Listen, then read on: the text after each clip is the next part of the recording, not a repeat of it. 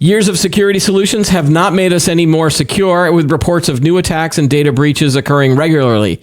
Is security broken, and can we fix it? Coming up on this episode of Today in Tech.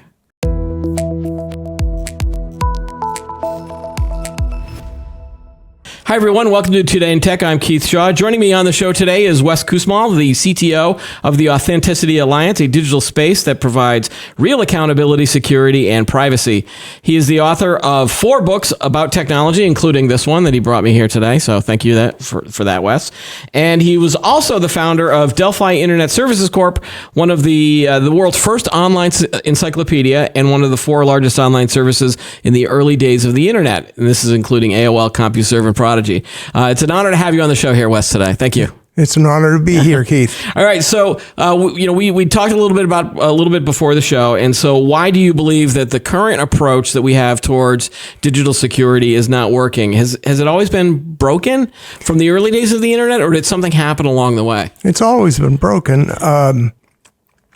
from the early days of the internet. Now, what do we call the internet? If we include the data networks, the X25 networks going all the way back to when we started the encyclopedia, that was a different story. But I think it was 2005 that MIT Technology Review had a cover story.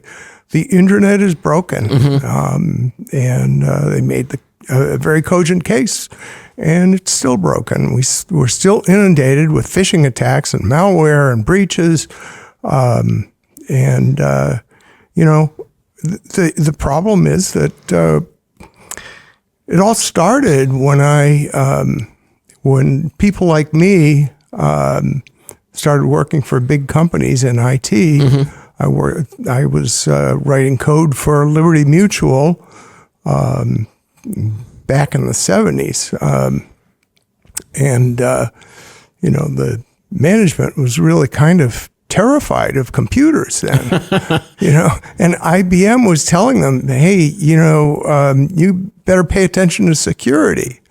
So they turned to us young geeks and, what do we do about security, guys? You guys understand these computer things. And of course, being 22 years old, our answer was, oh yeah, we know about security. It's like Power Rangers or Dragnet, it's cops and robbers.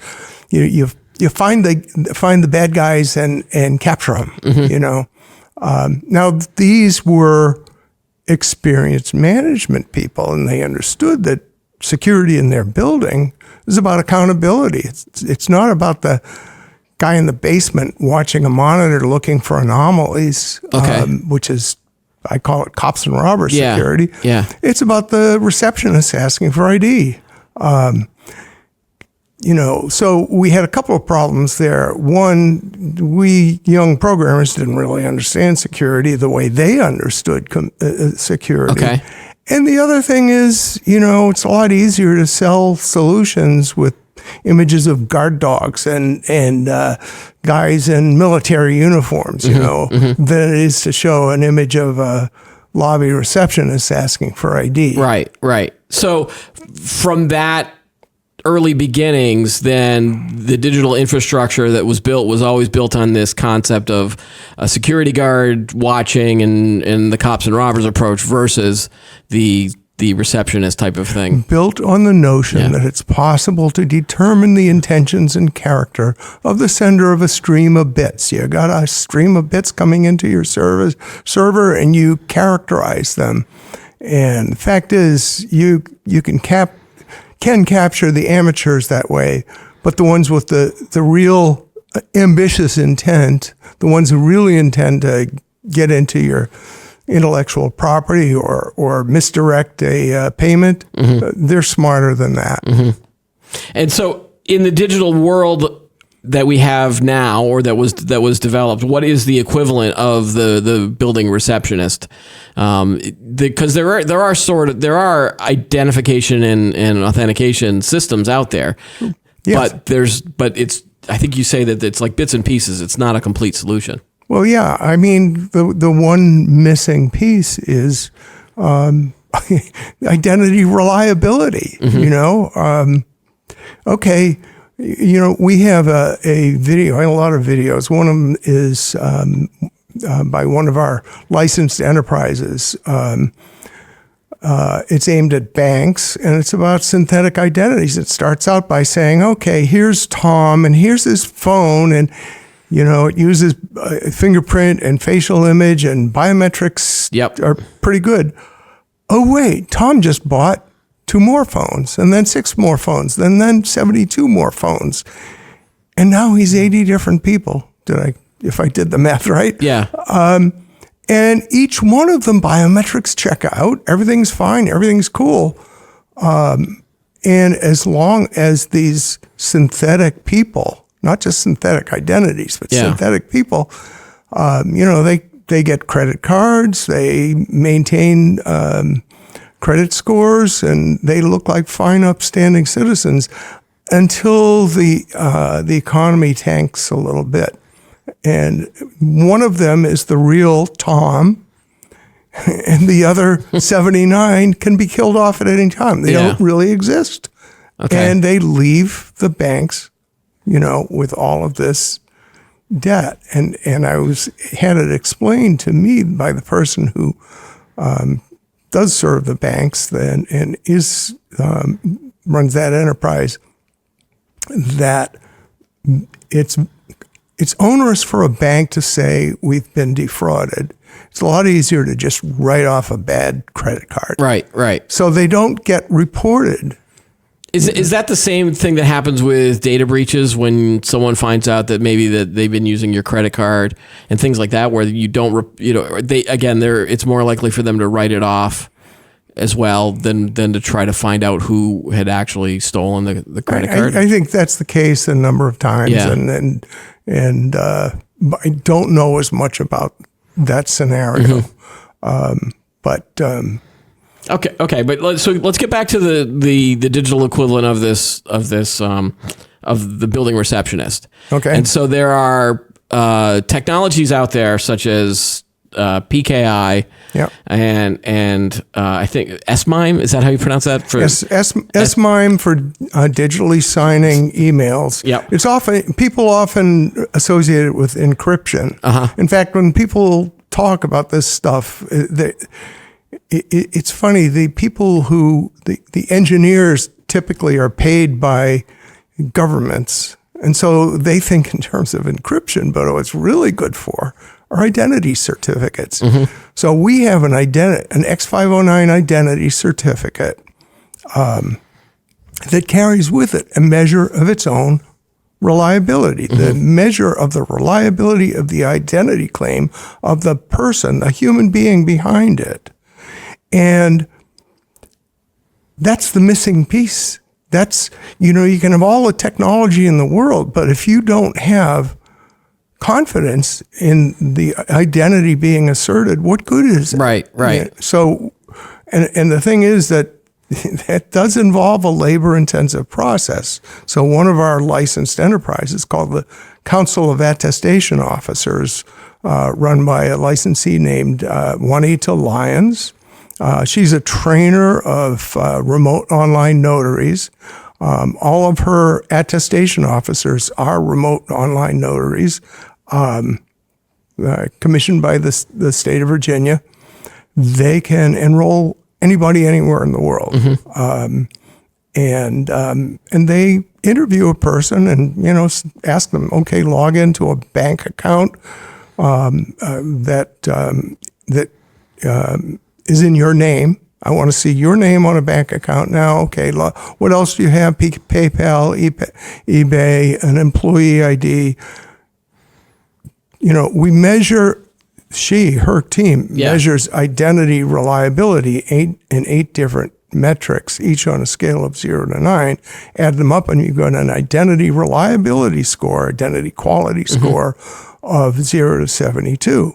And that is bound to your identity certificate. So anytime that identity is asserted with that certificate, the relying party, whether the relying party is a human being or a piece of software, it knows the extent to which it can trust it. And of course, different relying parties have different, different needs, different identity reliability needs. So if all you're doing, if you're a blogger and you want, you just want to weed out the trolls in your comments, you can say, okay, an 8 on a scale of 0 to 72 is fine. Yep. The trolls will just go elsewhere rather than bother getting a low quality score. In order to get these certificates, though, you have to do an interview with one of these attestation officers, right? Correct. And so that feels like it would take a long time to get everybody certified in terms of to allow this certificate. And that's why we're not trying to boil the ocean. Yeah. Right? We pick target audiences. So we have an enterprise lacking a CEO at the moment, but I'll describe it anyway. Okay. It's called AuthentiMatch. Mm-hmm. It is set up to serve the dating site industry. Okay.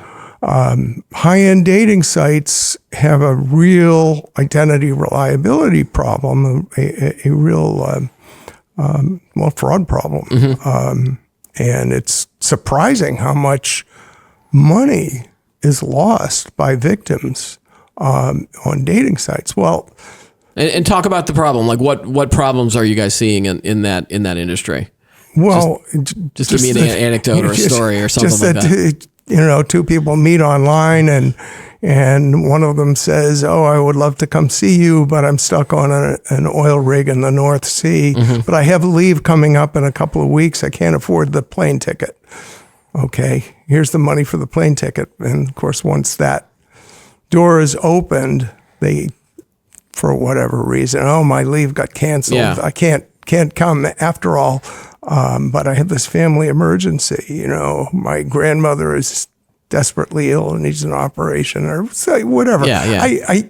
I ask someone in the dating site industry for the details, but there've been plenty. It's been plenty written about it. And so it's users that pretend to be someone else and that they're not really who they say they are. And it's all about accountability. Aren't those sites doing some form of identification and authentication, or is it just not? It's not up to snuff. Well, see, there's verification. There are plenty of verification services. We start.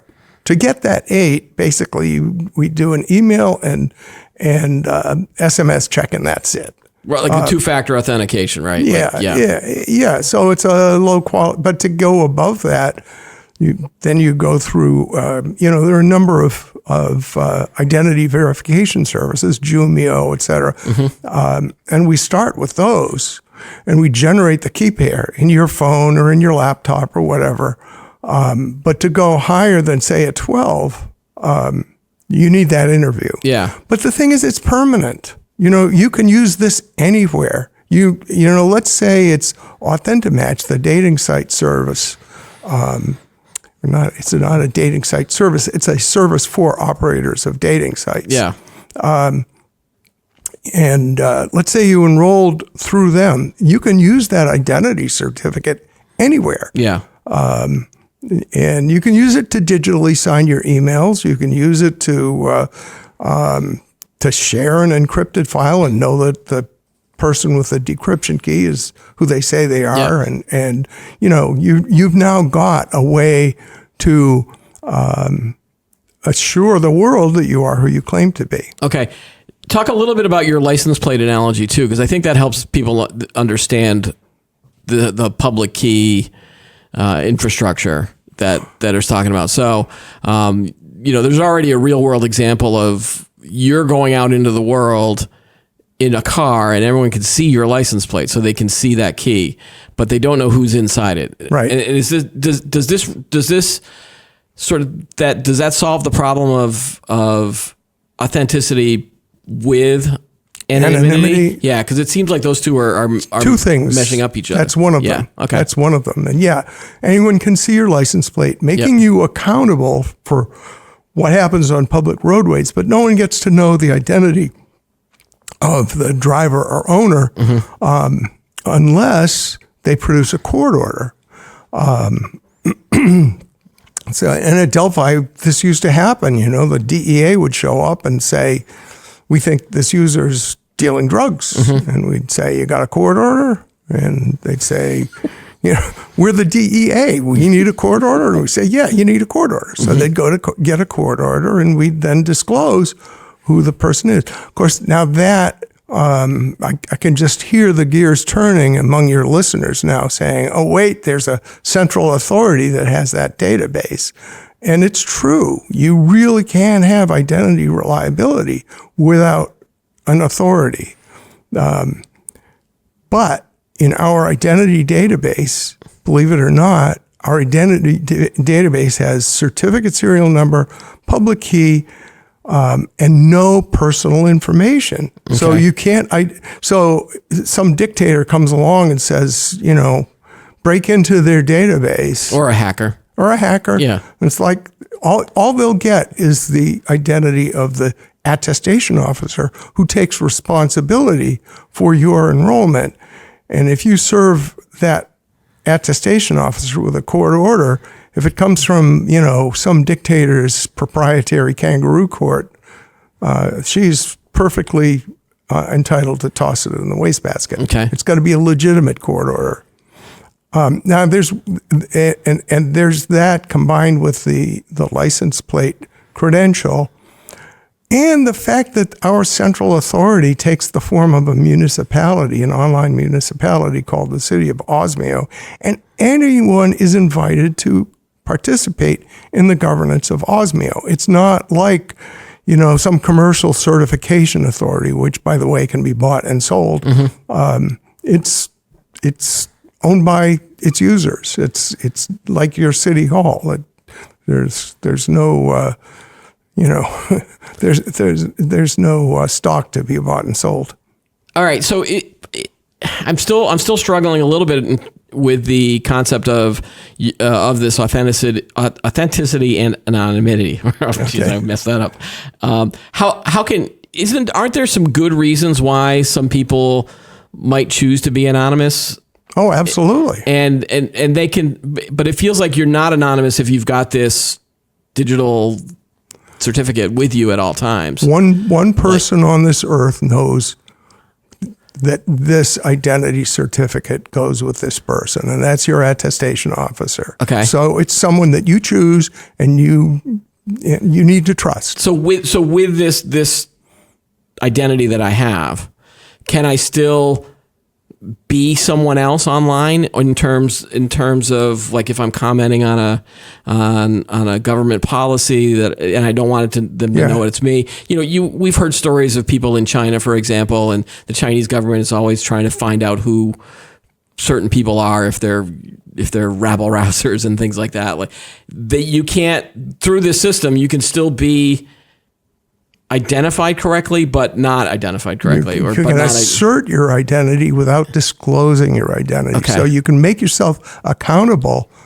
without disclosing who you are. So we have what we call a certificate stack.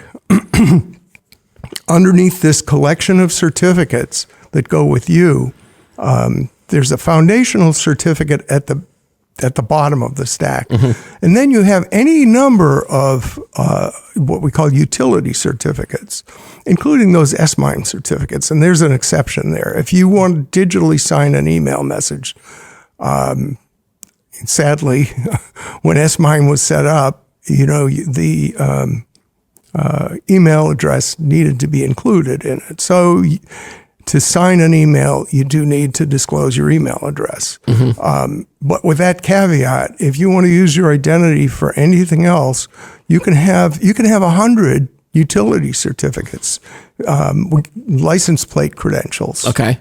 And good luck to the Chinese trying to figure out which one you're using today. Yeah. You can use a different one every day. Okay. Can you walk me through if we get to the point where everyone's doing this? Take me through like an e-commerce transaction, because it feels like there is still data out there that would be stored. When you hear about hacks, for example, it's usually that they've grabbed a credit card number or information about the user personal Right. details because it's data that's sitting on the cloud somewhere. Does that go away with this system? And how am I still able to buy something from a different site? All right, now we need to step back and explain another part Yeah, of the all right, system. that's fine. This will help. Okay, so the title of my first book was Quiet Enjoyment. And I'll get to the reason for that in a second. But if we think about, that magazine titled MIT Technology Review, The Internet is Broken. It's not the internet that's broken. What is the internet? What has it historically been characterized as? It's an information highway, right?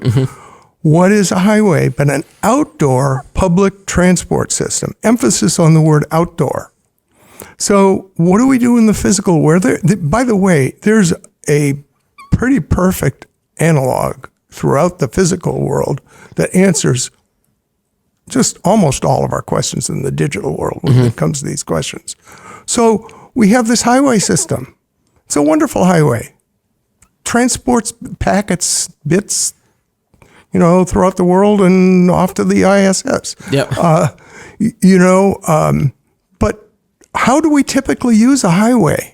Don't we, like today, I'm here in a building with an occupancy permit. I started out in my home, which has an occupancy. It's an indoor space. What is a building? But it's a set of accountability spaces, isn't it? You have a lock on the door out there. You have rooms designated for certain purposes. And basically, unlike the outdoors where we can just sort of roam around and we don't have accountability, limited accountability, a building is set up to be the opposite of that. A building exists for the purpose of accountability. So where are the buildings? Where are the digital buildings? And the answer is, well, they pretty much don't exist. PKI technology can be used as a construction material for buildings. Right. But, we're fond of saying, a pile of bank vault construction materials is not a bank vault. A pile of PKI construction materials is not a building. Okay. What is the one thing that distinguishes a building from a pile of construction materials? I mean, in addition to, building codes, et cetera, it's the occupancy permit. It's an individual putting their professional license on the line, their livelihood on the line, saying, I attest that this building is habitable. So this building we're sitting in, Building B at IDG in Needham, Massachusetts, somewhere there's an occupancy permit, and on that occupancy permit is the name of an architect, contractor, building inspector, and probably a structural engineer as well. And they all are putting their livelihood on the line saying, yeah, this is habitable, and guess what? And safe. And safe. Yeah. That's part of habitability, absolutely. Here's an interesting thing about that fact. An architect with a successful practice makes a lot of money. Why? Because it's that he's the gate. He or she is the gatekeeper of habitability. Yeah. If you have stiffed your architect, your building isn't going to be occupied. You're not going to be able to use the building. Yeah. So you better treat your architect and contractor and building inspector properly. Okay. So with this analogy of the internet being a highway and we're all doing our things outside rather than in these digital buildings, the website, for example, I think people might think that a digital, like an Amazon.com, for example, would be a building, but you say it's more like just a billboard, right? Or how do websites fit into this analogy? Well, where think you are about that. going to a different, you're going to a computer or many computers. Think about that word site, website. What is the site, right? It's a place that is designated to build upon, right? Yes, we're doing our banking on a billboard. Whose idea was that, But I still have to authenticate I still have to sign in with a password and there's sometimes and how's that working? Well, so far, no one's stolen any of my money. I don't have a lot anyway. Well, consider yourself among the fortunate. Okay. No, good point. I mean, I've had to switch credit cards a few times because people have gotten that number. Yeah, I had that happen to me recently. Okay. So if this approach in terms of the digital certificates and the identity, and if that is the solution, why haven't we seen it? Like, why am I just talking to you here instead of actually using it in the real world? And this is the chance for you to either put your tinfoil hat on or just tell me about why we haven't gotten to it doesn't this point take it. You can wear a perfectly reasonable baseball cap to make this assertion. Tanium had a series of full-page ads in the Wall Street Journal last year. The headline was, "Security isn't working." Why? We're spending $160 billion a year on security. By the way, my wife is an investment banker and serves exclusively security companies. So I kind of have a front row seat on this. It's now $200 billion a year. What do companies do when the board of directors tells the CEO, our neighbor company or our competitor just got hacked? What are we doing about security? And the CEO says, next board meeting, I'm going to have an answer for you. Goes to the CISO. What are we doing about security? Boss, we just increased our budget from 11%. We've been increasing it year after year. Well, I don't know what else you want me to do. So he goes back to the board, says, we're increasing our budget by 11%. And the reaction is, somehow that doesn't answer the question, but I don't have an answer. Is there another answer? So the result is, the security technology, the cops and robbers security technology industry flourishes.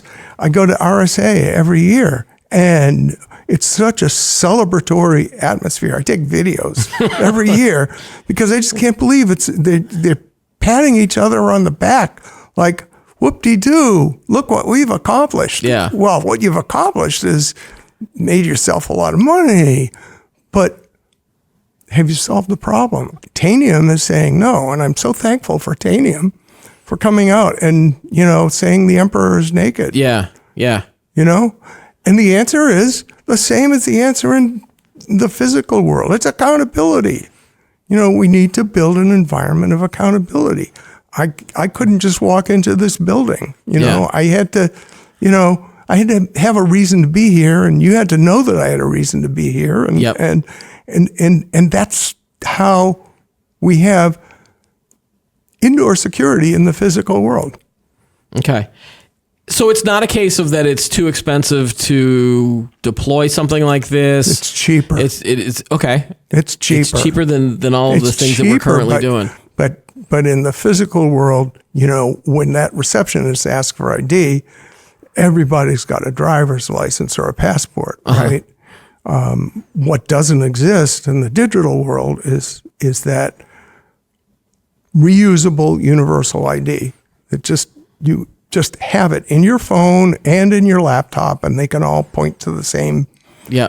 And these types of IDs can't be faked. Like if I was going into a building and a receptionist asked me for an ID and I produced a fake ID that looked pretty good, I could still sort of get in, right? Right. Okay. Right. Is there an equivalent in the digital space? Oh, it's a much better system. You've got the private key that goes with the public key, right? And that private key never goes anywhere. We call it a pen. Pen is a type of private key, but it only goes with a human being, and not with a server or a mail server or whatever. So, here's how authentication works with PKI. You present, your public key, your PCN, we call it. Yeah. It's like your username, and the server says, I see you claim to be Keith Shaw. Very good, thank you. Here's a puzzle.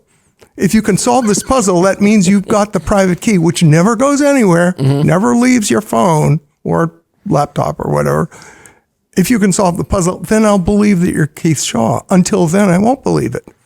And comes back, solve the puzzle, along with the you've got the certificate, and the certificate in our system says not only is this Keith Shaw's verifiable private key that signed this, that's basically a digital signature, but here is the digitally signed attestation of Keith's identity quality score. Yeah. It's a 24 on a scale of 0 to 72, which is pretty good. Okay. So now say if you're not me, now you're someone who's trying to impersonate me, get into the building. Where does the system sort of catch them? You present Keith's public key. Yep. The server says, okay, Solve this puzzle. yeah, here's the puzzle, solve it. And by the way, every puzzle is different. So Okay. a solution to a previous puzzle is useless.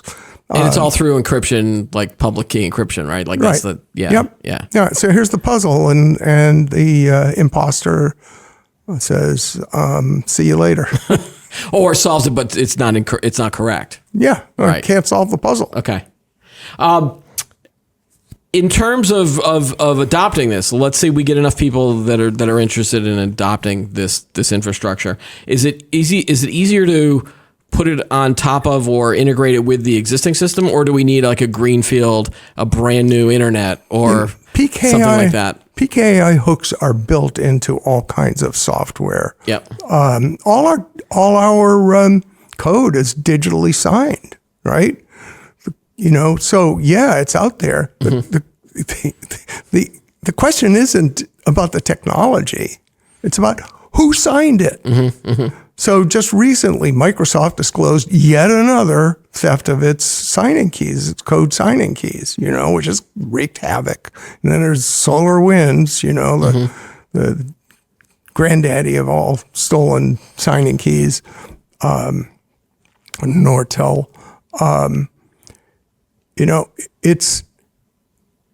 It's not about the use of, in the case of code signing, it's not about the use of signed code. It's about who signed the code. Is that key the property of a department somewhere within the bowels of Adobe or whoever? And comes to time to release the next version of the code, you say, "Hey, who's got the signing key? We got a release coming up at 2:00 today. I want to know. I think Harry had it. No, Harry says Jane's got it.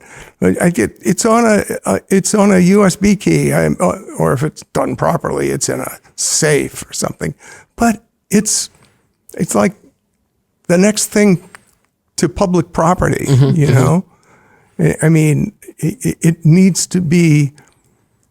So in our system, we have about 24 professional licenses, Right? And they all take the form of PKI identity certificates that are designated professional licenses. That means not only do you qualify for that work, as an architect would have to do, but you take professional responsibility. So if code gets out there in the wild and it's signed by you and it's got, some bad stuff in it, well, you better go find a job at McDonald's or something. Okay. And in terms of, you mentioned this license plate example, and I've got a car, but 3 different people can use that car. Is that still a problem? Like, or is that where the analogy falls apart a little bit?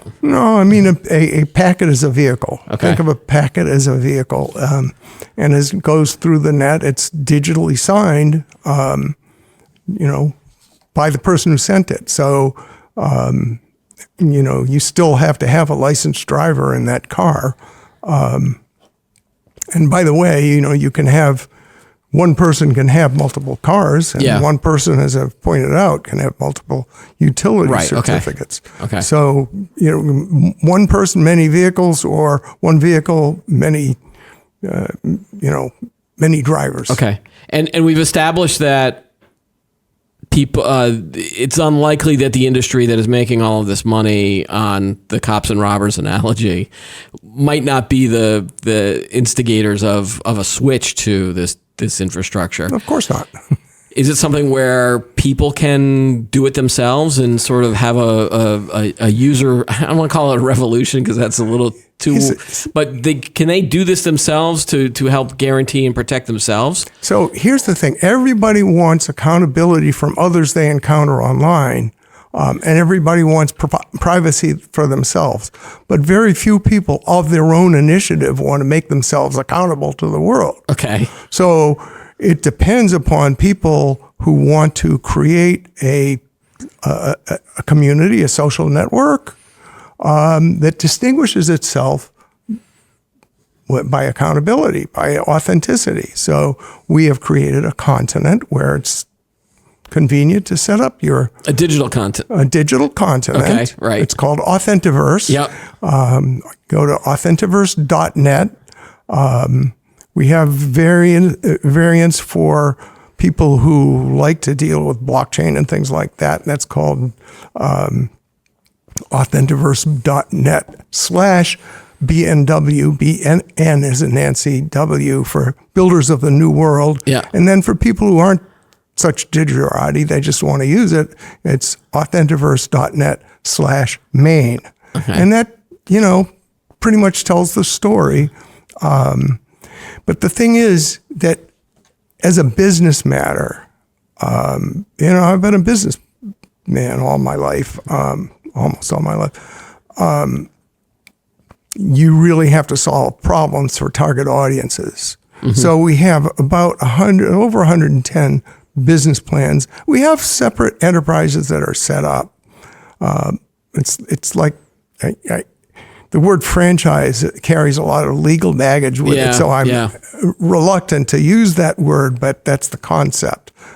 We're looking for entrepreneurs who want to solve a problem in their market, in their audience, that in the audience that they know and understand and have experience marketing to. Okay. When you look back at a lot of these topics and trends, do you consider yourself a technology optimist, or do you look at what's going on in the world whenever there's a breach or an attack or something like that, and do you just kind of shake your head and go, do you end up yelling at the clouds? Can I give you a third option? Sure. I look at the breach and I say, oh, wonderful. That's okay. People are going to be looking for what I got. Yeah. You know, because people are starting to lose confidence. Do you ever feel like, that you're just standing on a street corner and going, I have the solution? Oh, of course. People just listen to me, please. Because that could get frustrating after a while if everyone's just driving by and going, some cranky old guy. So, we raised money for one of our authenticity enterprises. It's called MailSlot. Mm-hmm. It solves the phishing problem for small to medium-sized businesses, right? That's where most breaches, most ransomware attacks, et cetera, start. They start with a phishing message. Yeah. By the way, I have a story to tell you about that. I mentioned I go to RSA every year. There is an abundance of parties at RSA, and I went to Black Hat also, and other security conferences. So I play a really ingenuous, dirty trick. And now that I'm talking about this, it'll never happen again. But no one's going to watch this, don't worry. No, I'll be having a beer or two with some CISSP, certified security expert. Yeah. And I will, at some point, when I feel the time is right, I'm going to say, Joe, I got to admit, I've clicked on a bad link. I've clicked on a bad attachment. Over 50% of the time, Joe, the other person I'm talking to, says, yeah, I know, I've done that too. Now, these are the people who are saying, train your users to recognize a phishing attack. Yeah. You got to educate people. By the way, we have this program to educate your users at, a few $100,000 a year, and we will educate those users to do what? To not do what you yourself are doing?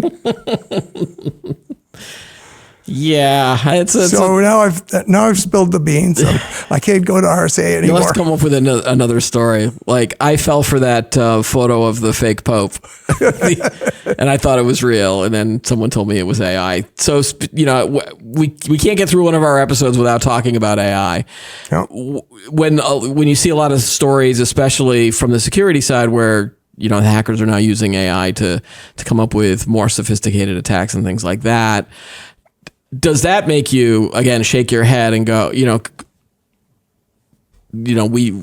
another problem. We've got a solution. Yeah. We solve it. Okay. We solve it. Yeah. And AI and human control of AI and deep fakes, they're really two different problems. Yeah. So because I understand you could solve the deep fakes by this digital identity. So the photo that comes out would have a digital certificate that says this is real, correct? You can digitally sign any digital file. Yeah. You can digitally sign a file, and if you have the identity of the signer, so a video that's signed by the person holding the camera says, yeah, this is real. This is real, and if somebody takes this video and republishes it and tampers with it, the signature won't work. Right. It gets even better than that. By the way, if you go to authentiverse.net/deepfakes, we have a couple of videos, one video about this. So if the image or document or contract or video is digitally signed by the photographer, in the case of the video, or that's one thing, but it can also be signed by the camera. Now, they stopped making signing cameras like 15 years ago, which is disappointing. On that landing page I just mentioned there, I have a picture of myself holding my digital signing camera and the software. But so in that case, it's not just the photographer saying, I stand behind this video. Yeah. It's the camera saying, that's what came through the lens. Right. Of course, it makes editing difficult, but what you can do is, take a bunch of clips, and each one of them is digitally signed. Okay. And as far as AI is concerned, here we get back to that professional license. What if any AI program that is able to present itself as a human being had to have a professionally licensed AI handler? In other words, I take professional responsibility for the actions of this program. Right. Click the signature to make sure it's real, and and I bet my livelihood on this. And I can tell you probably right now that we're not at that point with the people that are creating a lot of these AI GPTs, because they've said sometimes they don't understand why the AI came up with that answer, or they start talking about the hallucinations of some of these answers, or sometimes the AI makes up stuff. Right. And that should scare everybody in terms of whether this is an authentic thing or not, if they can start making up things. Yeah, so you're not going to bet the farm on AI that has those vulnerabilities. On the other hand, that would put an incentive to, I think the problem is the language model in those cases, that there aren't gates around what gets into the database. Yeah. If a human being, a well-paid human being, I mean, a particularly well-paid 7-figure income person is signing that, they're not going to sign it unless they've thoroughly tested it and said, right, this is not going to mislead the user. You could have a caveat on it saying, I take responsibility for this piece of software, and here are the known problems with it. Watch out for these, and give me feedback. Yeah, yeah, and they're kind of doing that now.